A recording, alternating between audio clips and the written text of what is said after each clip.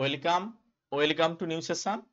তোমরা যারা GNM ANM এর এন্ট্রান্স এক্সাম দেবে তোমাদের জন্য আজকে জীবন বিজ্ঞানে তোমাদের যে সিলেবাসে রয়েছে জীববিদ্যা হলো জীবের রীতি ও প্রক্রিয়া ও তার বৈচিত্র্যের অধ্যয়ন।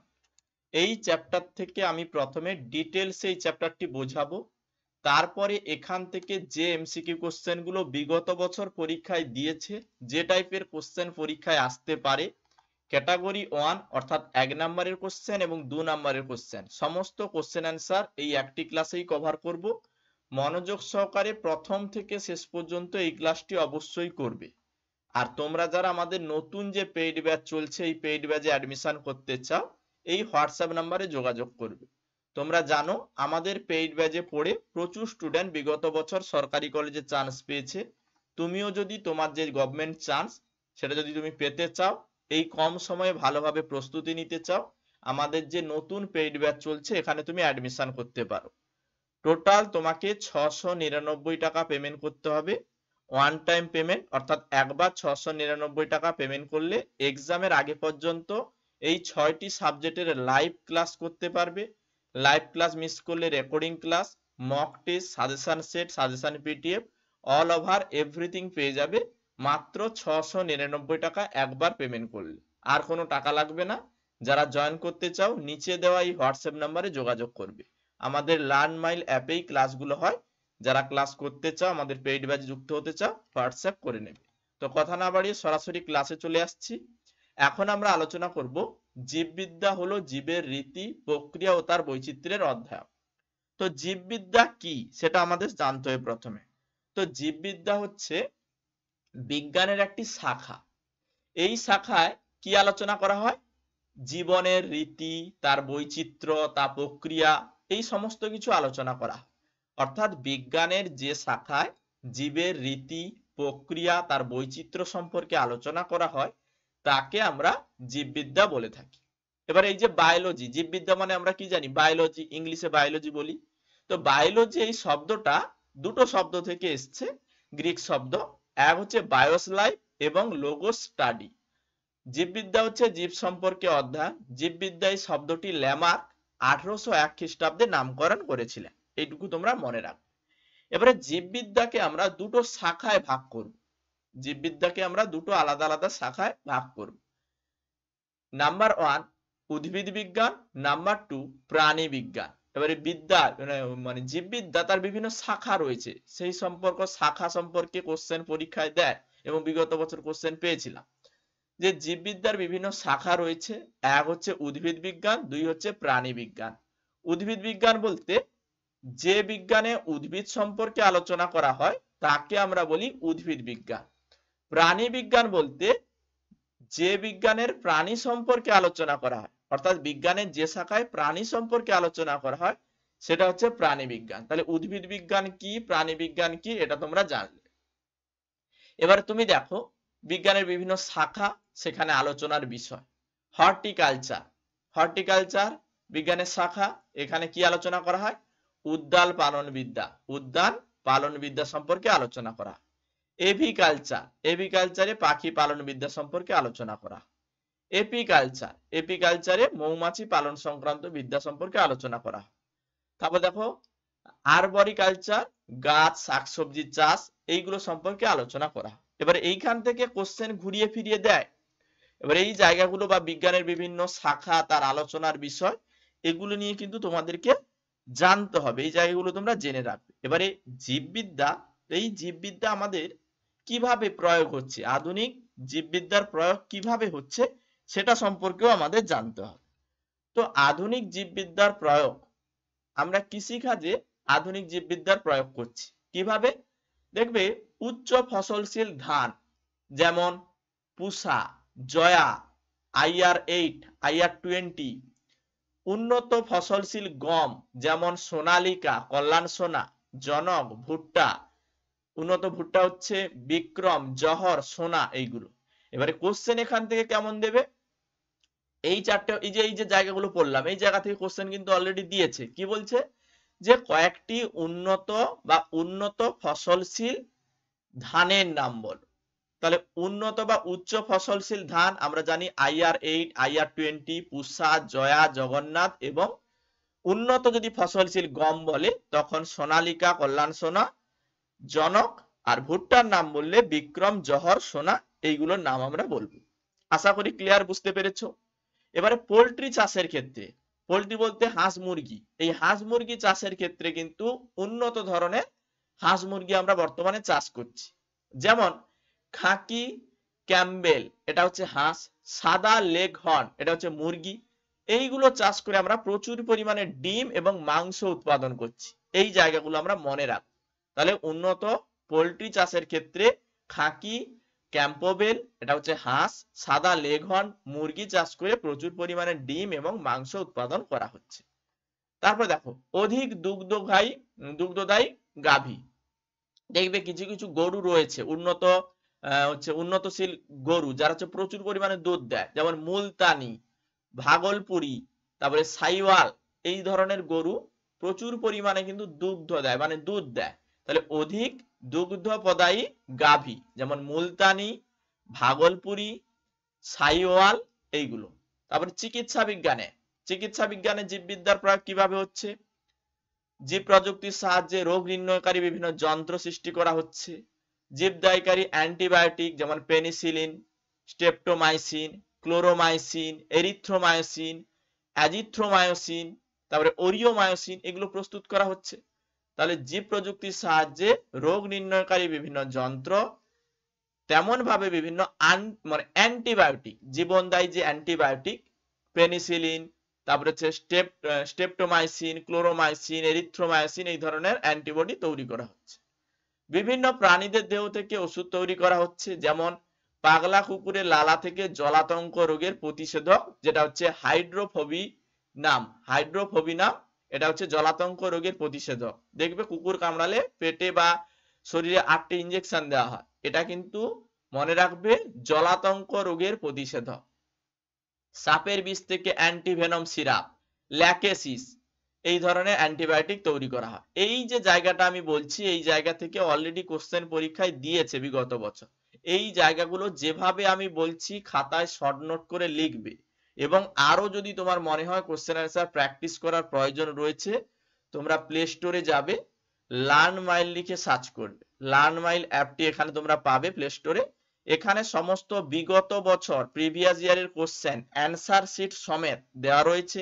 Daily practice session, free material, free test রয়েছে। এখানে তোমরা কোশ্চেন অ্যান্সার প্র্যাকটিস করবে, পড়াশোনার পাশাপাশি প্র্যাকটিসও করবে, দেখবে এগুলো আরো ক্লিয়ার হয়ে যাচ্ছে। ঠিক আছে, এবারে আমরা এর পরের অংশ মহাকাশ গবেষণার ক্ষেত্রে কিভাবে হচ্ছে আমাদের জীববিদ্যা কাজ করছে সেটা আমরা জানবো। তো মহাকাশচারীরা আকাশযানে এককোষী শৈবাল যেমন ক্লোরেল্লা রাখেন। ওই শৈবাল সালোক সংশ্লেষ চালানোর সময় মহাকাশযান থেকে মানে CO2 গ্যাস শোষণ করে অক্সিজেন পরিত্যাগ করে। ফলে কি হয়? মহাকাশযানে অতিরিক্ত অক্সিজেন সরবরাহ থাকে। তো মহাকাশ গবেষণার ক্ষেত্রে আমরা কিন্তু জীববিদ্যাকে প্রয়োগ করছি। এই জায়গাগুলো আমরা জেনে নিলাম। এবারে আমরা এখান থেকে কি টাইপের কোশ্চেন পরীক্ষায় আসতে পারে, কি কি কোশ্চেন পরীক্ষায় এসেছে সেগুলো আমরা এক এক করে জানব। প্রথম কোশ্চেন, জীববিদ্যার জনক হলেন কি? অ্যারিস্টটল, ল্যামার্ক, থিওফ্রাস্টাস নাকি লিনিয়াস? রাইট অ্যান্সার কি হবে? তো জীববিদ্যার জনক হলেন অ্যারিস্টটল। তাহলে রাইট অ্যান্সার অপশন এ, জীববিদ্যার জনক হলেন অ্যারিস্টটল। অ্যারিস্টটলকে জীববিদ্যার জনক হিসেবে বলা হয়, অর্থাৎ প্রাচীন গ্রিকরা যখন অ্যানাক্সিমেন্ডার এবং থিওফ্রাস্টাস এই জীববিজ্ঞানের ইতিহাস মানে গঠন করেছিলেন বা অংশগ্রহণ করেছিলেন, অ্যারিস্টটল প্রাণীবিদ্যা বা জীববিজ্ঞানের পিতা উপাধি পেয়েছিলেন। তো এখানে আমরা বলতে পারি জীববিদ্যার জনক হলেন অ্যারিস্টটল। এই জায়গাটা মনে রাখবো। তারপরের কোশ্চেন, জীব ও তার প্রাকৃতিক বাসস্থান সম্পর্কিত অধ্যয়নকে বলা হয়? জীব ও তার প্রাকৃতিক বাসস্থান সম্পর্কিত অধ্যয়নকে কি বলা হয়? বায়োকেমিস্ট্রি, বায়োনমিক্স, বায়ো ইনফরমেট্রিক্স নাকি বায়োফিজিক্স? কি হবে? তো জীব ও তার প্রাকৃতিক বাসস্থান সম্পর্কিত অধ্যয়নকে আমরা কি বলি? বায়োফিজিক্স বলি। কারণ দেখো, জীব এবং তার প্রাকৃতিক বাসস্থান, তো জীব ও তার প্রাকৃতিক বাসস্থানকে আমরা বায়োফিজিক্স বলি। এখানে যদি আরো একটি অপশন থাকতো সেই অপশনটা দাগ করতে, সেটা হচ্ছে জৈব ভূগোল। জৈব ভূগোল যদি অপশন থাকতো এই অপশনটাও দাগ করতে, বা বাস্তুবিদ্যাও যদি থাকতো অপশানে, বাস্তুবিদ্যাও যদি অপশন থাকতো এই অপশনটাও দাগ করতে। জীব ও তার প্রাকৃতিক বাসস্থান সম্পর্কিত অধ্যয়নকে জীব ভূগোল বা বাস্তুবিদ্যা বা বায়োফিজিক্সও বলা যাবে। ক্লিয়ার? পরবর্তী কোশ্চেনে আমরা চলে যাব। পরের কোশ্চেন কি বলছে? পরের কোশ্চেন বলছে প্রাণীবিদ্যার যে শাখায় সরীসৃপ সংক্রান্ত আলোচনা করা হয় তাকে কি বলে? প্রাণীবিদ্যার যে শাখায় সরীসৃপ সংক্রান্ত আলোচনা করা হয়, নেফ্রোলজি, সায়েন্টোলজি, হারপেটোলজি নাকি এভিয়ান? তো মনে রাখতে হবে প্রাণীবিদ্যায় যে শাখায় সরীসৃপ সম্পর্কে আলোচনা করা হয় সেটা হচ্ছে হারপেটোলজি। অপশন সি হবে রাইট অ্যান্সার। কেন? কারণ নেফ্রোলজি যেখানে কিডনি সম্পর্কে আলোচনা করা হয়, সায়েন্টোলজি যেখানে বিভিন্ন ধর্মীয় দর্শন সম্পর্কে আলোচনা করা হয়, আর এভিয়ান তো ইনফ্লুয়েঞ্জা, এটা তো হবেই না। তো প্রাণীবিদ্যার যে শাখায় সরীসৃপ সংক্রান্ত আলোচনা করা হয়, সরীসৃপ সংক্রান্ত আলোচনা হচ্ছে হারপেটোলজি। অপশন সি হবে রাইট অ্যান্সার। পরবর্তী কোশ্চেনে আমরা চলে যাব। পরের কোশ্চেন কি বলছে? অনকোলজি হচ্ছে নিষিক্ত ডিম্বাণুর বিকাশ, মৃত কোষ সম্পর্কিত বিদ্যা, ক্যান্সার সংক্রান্ত বিদ্যা, কোষের বিবর্তন। কি হবে? অঙ্কোলজি। তো অঙ্কোলজিতে কি হয়? ক্যান্সার সম্পর্কে আলোচনা করা হয়, অর্থাৎ হচ্ছে আর্বুদ বিজ্ঞান, মানে ক্যান্সার সংক্রান্ত যে বিজ্ঞান সেটাই হচ্ছে অঙ্কোলজি। ঠিক আছে? অনকোজিস্ট মানে ক্যান্সার বিশেষজ্ঞ যিনি, তাকে বলা হয় অঙ্কোজিস্ট। ঠিক আছে? অনকোলজি ক্যান্সার সংক্রান্ত বিদ্যা। অপশন সি হবে রাইট অ্যান্সার। পরবর্তী কোশ্চেনে চলে যাব। পরের কোশ্চেন কি বলছে? শৈবাল সংক্রান্ত আলোচনাকে বলা হয়, শৈবাল সংক্রান্ত আলোচনাকে কি বলে? ফাইকোলজি, ইকোলজি, মাইকোলজি নাকি প্যাথোলজি? শৈবাল সংক্রান্ত আলোচনাকে আমরা কি বলবো? তো আমরা জানি শৈবাল সংক্রান্ত আলোচনা, শৈবালের বিজ্ঞান যেটা গবেষণা ও অধ্যয়নকে আমরা ফাইকোলজি বলে থাকি। তো অপশন এ হবে রাইট অ্যান্সার। শৈবাল সংক্রান্ত আলোচনাকে বা অধ্যয়নকে আমরা ফাইকোলজি বলি। বা এটাকে তুমি আরো একটা কথা বলতে পারো, যদি অপশনে থাকে যে অ্যালগোলজি, অ্যালগোলজি যদি অপশনে থাকে, অ্যালগোলজি যদি অপশনে থাকে এটাও তুমি দাগ করবে। ঠিক আছে? শৈবাল সংক্রান্ত আলোচনাকে অ্যালগোলজি বা ফাইকোলজি বলে থাকি। অপশন এ হবে রাইট অ্যান্সার। পরবর্তী কোশ্চেন, পরের কোশ্চেন কি বলছে? বায়োলজি শব্দের প্রবর্তক হলেন কে? বায়োলজি শব্দের প্রবর্তক হলেন কে? ডারউইন, অ্যারিস্টটল, ল্যামার্ক নাকি অপারিন? বায়োলজি, বায়োলজি শব্দের প্রবর্তক আমি তোমাদের বললাম 1801 খ্রিস্টাব্দে ল্যামার্ক সর্বপ্রথম নামকরণ করেছিলেন বায়োলজি। এবার বায়োলজি এটা গ্রিক শব্দ, বায়োজ লাইফ এবং লোগোস স্টাডি মানে জীববিদ্যার অধ্যয়ন, মানে জীব সম্পর্কে অধ্যয়ন। তো এখানে রাইট অ্যান্সার তাহলে কি হবে? ল্যামার্ক হবে। অপশন সি হবে রাইট অ্যান্সার। ক্লিয়ার? এই জন্য কনসেপ্ট একটু বুঝে নিলে এমসিকিউ গুলো করতে সুবিধা। এই জন্য কনসেপ্ট বুঝিয়ে আমি এমসিকিউ আলোচনা করছি।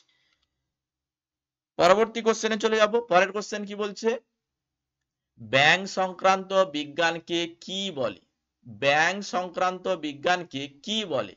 বাট্রাকোলজি, বায়োজিওগ্রাফি, অ্যাপিওলজি নাকি ব্যাকটেরিওলজি? রাইট অ্যান্সার কি হবে? তো ব্যাং সংক্রান্ত যে আলোচনা সেটাকে আমরা ব্যাট্রাকোলজি বলে থাকি। কি বললাম? ব্যাং সম্পর্কে আলোচনাকে ব্যাট্রাকোলজি বলে থাকি। এবারে অপশন গুলো তুমি যদি দেখো, অ্যাপিওলজি, অ্যাপিওলজি যেখানে হচ্ছে মৌমাছি সম্পর্কে গবেষণা করা হয়, ব্যাকটেরিওলজি এখানে ব্যাকটেরিয়া সম্পর্কে আলোচনা করা হয়, তাহলে এখানে আমরা বলতে পারি ব্যাট্রাকোলজি হবে রাইট অ্যান্সার। ঠিক আছে? আর বায়োগ্রাফি মানে তো জীব ভূগোলের কথা বলছেন, তো হবেই না। ঠিক আছে? এই জন্য অপশন এ হবে সঠিক অ্যান্সার। পরবর্তী কোশ্চেনে চলে যাব। পরের কোশ্চেন কি বলছে? সঠিক জোড়া নয়, এই চারটে অপশনের মধ্যে কোনটি সঠিক জোড়া নয় সেটা তোমাকে খুঁজে বার করতে হবে। এবার এখানে অপশন দেখো, সিলভিকালচার যেখানে হচ্ছে ফুল চাষ হয় না, সিলভিকালচার হচ্ছে বনবিদ্যার শাখা, তো এখানে ফুল চাষের সঙ্গে সিলভিকালচার সম্পর্কিত নয়, এটা ভুল রয়েছে। এপিকালচার মৌমাছি পালন ঠিক রয়েছে, সেরিকালচার রেশম মত এটা ঠিক রয়েছে, পিসিকালচার মাছ চাষ এটা ঠিক রয়েছে, কিন্তু সিলভিকালচার এই অপশনটা ভুল। যেহেতু ভুল অপশন খুঁজে বার করতে বলেছে সেই জন্য আমরা অপশন এ দাগ করব। ঠিক আছে? যেহেতু 9 দিয়ে কোশ্চেন। তারপরের কোশ্চেনে চলে যাব। পরের কোশ্চেন কি বলছে, বিজ্ঞানের যে শাখায় জনসংখ্যা সংক্রান্ত অধ্যয়ন করা হয় তাকে কি বলে? বিজ্ঞানের যে শাখায় জনসংখ্যা সংক্রান্ত অধ্যয়ন করা হয় তাকে কি বলে? Cytology, hydrography, demography, entomology. Right answer কি হবে? তো বিজ্ঞানের যে শাখায় জনসংখ্যা সংক্রান্ত আলোচনা হয় সেটা হচ্ছে ডেমোগ্রাফি। ঠিক আছে, অপশন সি হবে রাইট অ্যান্সার। কারণ সাইন্টোলজি দেহের পৃথক কোষের অধ্যয়ন, এটা হবেই না। তারপরে হচ্ছে হাইড্রোগ্রাফি, যেখানে যে ফলিত বিজ্ঞানের কথা বলছে, যেমন সমুদ্র, উপকূল, হ্রদ, এগুলো নিয়ে, তো এটাও হবে না। আর এন্টোমোলজি তো হবেই না, কারণ এখানে কীট পতঙ্গ সম্পর্কে আলোচনা করা হয়। তো বিজ্ঞানের যে শাখায় জনসংখ্যা সংক্রান্ত অধ্যয়ন হয় সেটা হচ্ছে ডেমোগ্রাফি। অপশন সি হবে রাইট অ্যান্সার। ক্লিয়ার? তারপরের কোশ্চেনে চলে যাব। আণবিক জীববিদ্যায় অণুজীব সম্পর্কে অধ্যয়ন করা হয়। তারপরে রয়েছে জীব অণুর গঠন, সংশ্লেষ, কার্যপদ্ধতি সম্পর্কে অধ্যয়ন করা হয়। একদম ঠিক। আণবিক জীববিদ্যায় জৈব অণুর গঠন, তারপরে হচ্ছে সংশ্লেষণ, কার্যপদ্ধতি সম্পর্কে আলোচনা করা হয়। তো অপশন বি এখানে সঠিক অ্যান্সার। ক্লিয়ার? তারপরের কোশ্চেনে চলে যাব। তারপরের কোশ্চেন কি বলছে, পিঁপড়ে সংক্রান্ত অধ্যয়নকে কি বলে?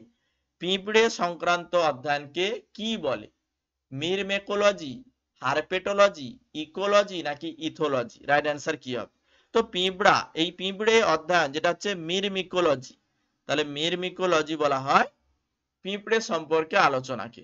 আর যে বাকি অপশন গুলো রয়েছে দেখো, ইকোলজি হচ্ছে জীববিজ্ঞানের একটি শাখা, এটা তো হবেই না। আর ইথোলজি রয়েছে প্রাণীর স্বভাব আচরণ সম্পর্কে আলোচনা হয়, এটা হবে না। তাহলে এখানে আমরা হারপেটোলজি তো হবেই না, তাহলে এখানে আমরা বলতে পারি হারপেটোলজি, যেটা হচ্ছে উভচর সরীসৃপ সম্পর্কে অধ্যয়ন হয়, এই জন্য হারপেটোলজি হচ্ছে না। তো পিঁপড়া সম্পর্কে আলোচনা বা পিঁপড়ে সংক্রান্ত আলোচনাকে মারমেকোলজি, এটা আমরা বলতে পারি। এই অপশনটাই ঠিক হবে। ক্লিয়ার?